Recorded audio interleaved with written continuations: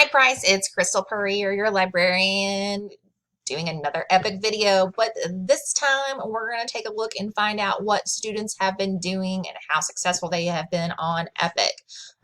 You have given them time to independently read. You have given them time to work on their VAS reading levels to read. You have given them assignments to read. You have given them a quiz to read. You have also given them a great collections to read on different topics. Let's find out what they've been doing. So, jumping on your homepage, your dashboard, you're going to go to your students. And we're first going to go right into their rosters. Anytime you need to add a student, remember you can go into adding students. You can create your student groups, and in a student group, you can move a student if you need to. So click on a student, you can transfer them to another teacher via email. You can add a student to a different group. You can create different groups with them. You can move them around. So now up here, it's always going to tell you how many kids you've got in a group. It's going to tell you books finished, hours read, videos watched. Oh, well, hopefully it's not, right? Unless you have chosen to show them a video. But let's take a look at now assessing what's been going on. Let's look at the data. Woohoo!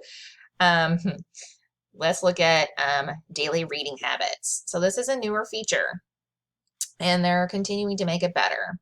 So Monday through Sunday, we can look and see what's been going on with our students. Are they logging on to Epic, and are they reading? Well, we can look at minutes that they're on Epic with this one. And we can look and see days with 20 minutes, right? So you can start talking to them about a daily reading goal of 20 minutes. Whatever your goal might be in your classroom, you can download it into a Google Sheet, and you can download it into an Excel. And that is one way for you to collect some data.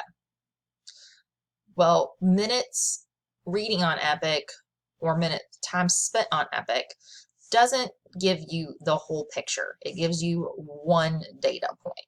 Let's look at another data point. We can go into student logs.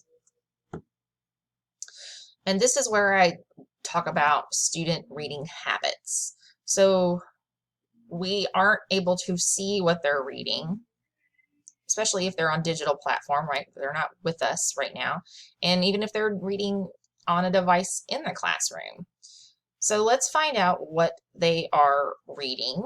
We can go into the student log, and we can click on a student, and we can see what books they're choosing, and we can see the time spent on those books. So we can start looking and seeing, are they reading a balance of fiction and nonfiction? Are they just browsing certain titles? So if anytime it's under a certain amount, it's going to tell you that it was browsed and not read. So if we scroll down, we're going to find that. We will see a book that is completed but browsed. So we see these two books, Seahorses and Rosa Parks. It says complete, browsed. So with this student, what happened is that they flipped through all of the pages, completed the book, but it was only browsed 17 seconds. So they didn't spend quality time reading. They just looked through it. They just browsed it.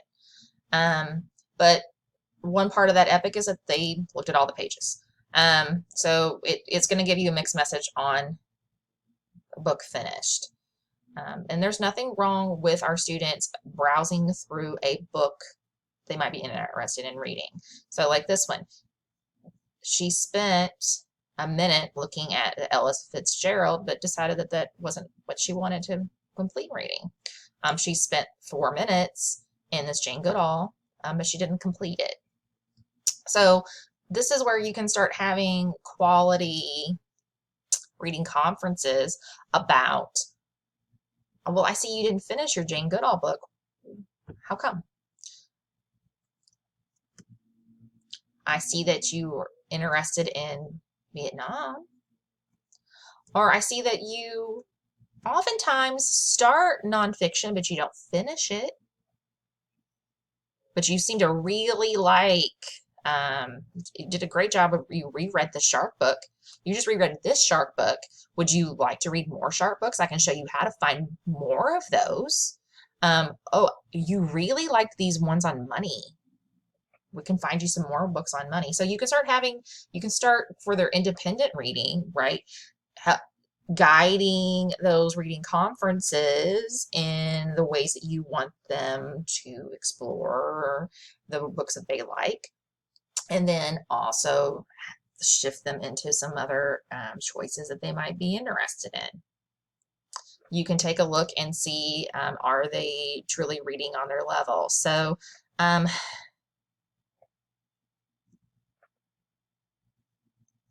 clicking on that title, you can look and see the age range and the level of that book. So is that student reading those books on or below their level? So, or if they're independently reading above their level, fantastic.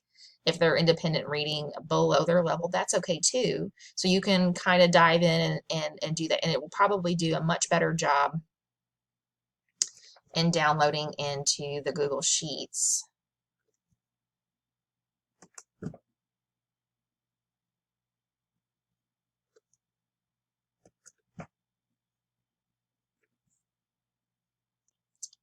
So I went ahead and I downloaded from Export to Google Sheets and put that into a Google Sheet. And so her reading log, I was hoping it would give me some detailed information on each of these titles about the reading level of each book. It doesn't. So you have to really do a little bit more time and a deeper dive each time for each title. But it does give you some data when you're looking at that individual child and you're doing a reading conference.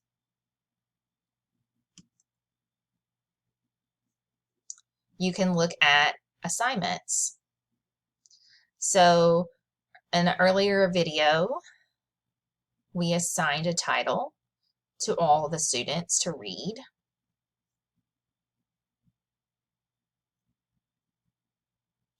And we want to check their progress. We want to see if they have completed that. So in assignments, we can view, sorry, I was missing mine. We can view their progress. So we assigned landforms. We can look and see how many of the books, how many of the books they have completed.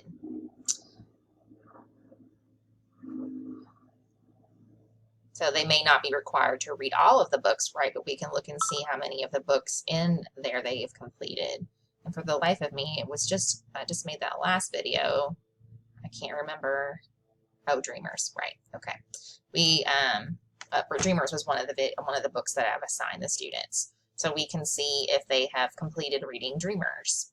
Now, again, it will show me that they have turned each of the pages, right? So if it's something that I expected them to read on their own, we'll see that they've done all the pages. I would have to do a deeper dive into their student log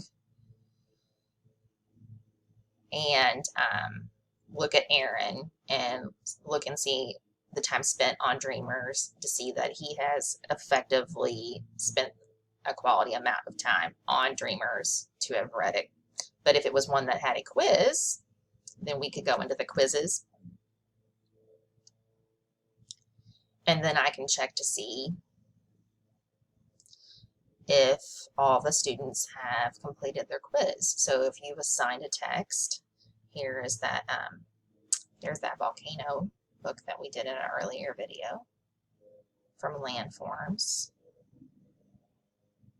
And right now, the 3 students in that group that I assigned it to, they have not taken the quiz and they have no scores, but we can check on their progress from there. So that is how we can use EPIC for assessing student progress. We can assess their student reading habits. We can use it for our data. So EPIC is not just going to be a tool for us to help our students access reading material, but it can also be used effectively to assess their reading habits and encourage them to read independently, encourage them to read on their reading levels. It can be used to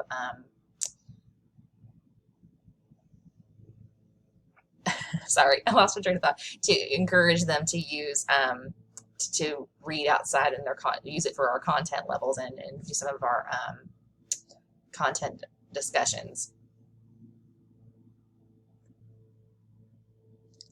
So I hope that you find these helpful. I love this platform, so please seek me out, ask for help. I would love to help you one-on-one and brainstorm other ways to use it. This concludes, unless I come up with another idea, our video series. So see you virtually or via email. Thanks.